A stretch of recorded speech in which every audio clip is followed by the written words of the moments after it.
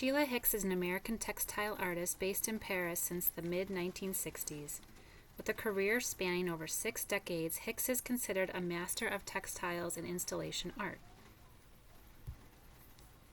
Her 60-year retrospective exhibition in 2018, Lifelines, includes more than 100 works on view at the Centre Pompidou exhibition in Paris, Galerie 3.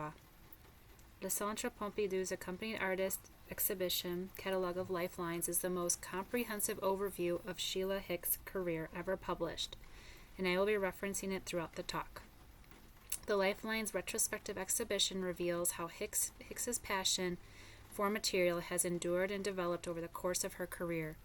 To discuss Lifelines, I will also be discussing the development of her professional life as an artist to shed light on her influences that contributed to her unique oeuvre.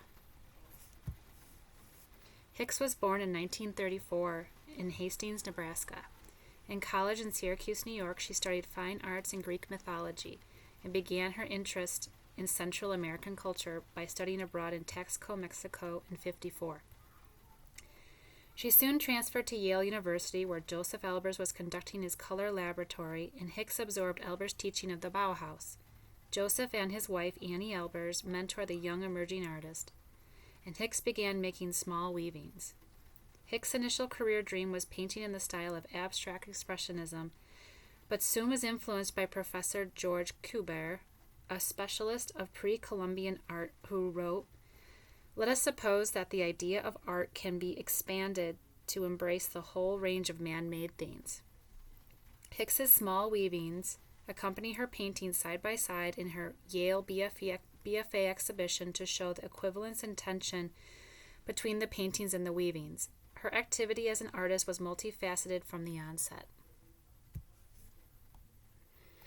Hicks perceived her work as decoration or design. Choosing the textile medium displayed considerable advantages, not being weighed down by hierarchical distinctions between fine and applied arts. Textile is one of the materials that life constantly places in our path. Sheila Hicks, page 16.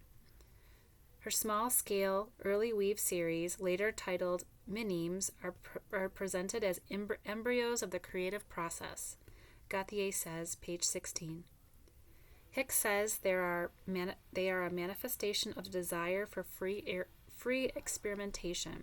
The Minimes body of work encapsulates the joy of that creation, which coincides with the pure indetermination of the work, challenging but never minimizing it, without depriving it of all of its inherent possibilities. Maurice Blanchot, page 16. Pictured here are dozens of Hicks Minimes from 1957 to 2015 displayed at Lifeline's exhibition. The legacy of the Bauhaus triggered an architectural awareness in Hicks, and she realized very early that a work of art only represented relative reality within a space, and that simulated at the same time as the work itself. Michel Gauthier, page 22. She began moving away from painting as a central role and embracing textiles solely. Hicks felt that the canvas, by being confined within a limited plane, was removed from real space.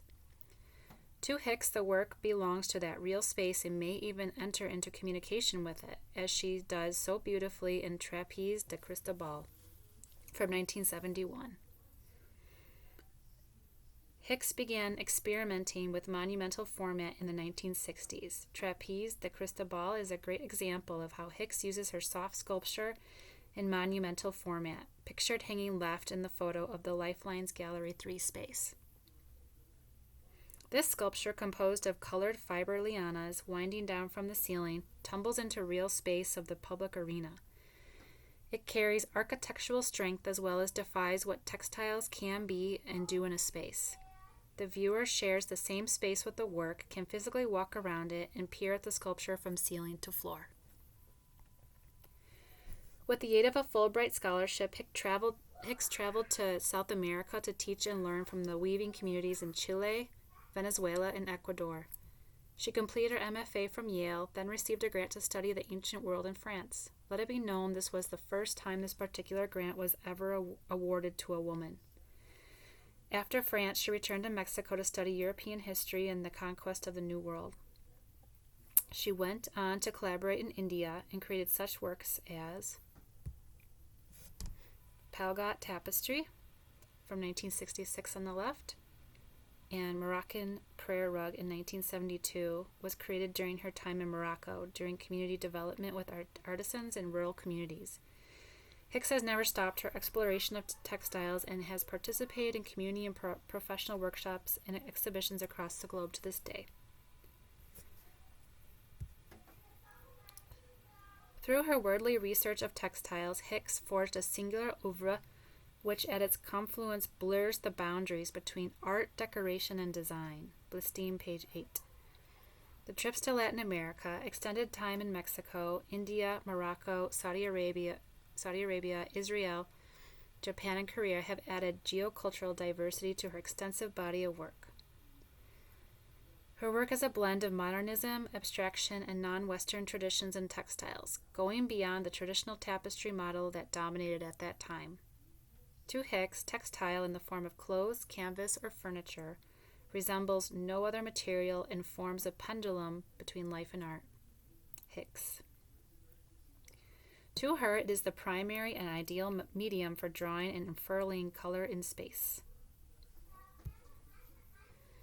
Her premise is no longer to create images with cotton, linen, wool, or silk instead of paint, but to exalt color and matter, to stimulate the viewer's perception of space. It is said by Gauthier that Hicks encapsulates that transitional moment between tapestry and soft sculpture. Through its malleable nature, textile gives life to works that are no longer bound by a fixed form. Deformable, stretchable, and supple, it adapts and transforms, giving fresh vitality in diverse circumstances to every new location and installation. Thus, her installations adapt to their various environments as they play along with the laws of gravity. Gallery Frank Elbez. It would be remiss not to mention how important color is in Hicks' work and her ongoing effort to think about colors as a material. She infuses color into space, granting matter its full expression. Fabric is not only an optical object, says Adi Berger, the great Bauhaus weaver. These works make us want to touch color, says Gauthier. In La Sentinelle de Safran is a prime example of Hicks' chromatic passion, as pictured here. The exhibition space of the Pompidou, Gallery 3, appealed to Hicks because it is virtually square, devoid of compartments, with no imposed itinerary, with vast picture windows opening to the city. The idea for Lifelines is for the public to embark on a journey of the senses rather than go through every stage of the artist's career. The retrospective is not organized in chronological order, but an immersion in the artist's formal, material, and chromatic world. It highlights a form of poetics that simultaneously challenges the separation between life and art and keeps the work vibrantly alive, says Text Forum blog. Lifelines was conceived with the artist and curator Michel Gauthier. Valentine Gliez from Review Online Journal stated, "The way in which the works by this artist interact with their host space is one of the exhibition's strong points. Since its choice of location is of particular importance, both in terms of the tone of each work and with respect to the quality of the exhibition as a whole." Shown here is Sheila Hicks as of 2018 and the exhibition by installation diagram of Lifelines on the right. The show succeeded in imbuing the artist's oeuvre in its full aesthetic and historical potential. The collaboration between artist and curator gave the freedom for Hicks to co-create a retrospective that was meaningful and cohesive for her life's work. Now at 89 years old, Sheila Hicks continues to live in Paris and is still creating work and inspiring people everywhere. Thank you. Thanks for putting up with my pronunciations.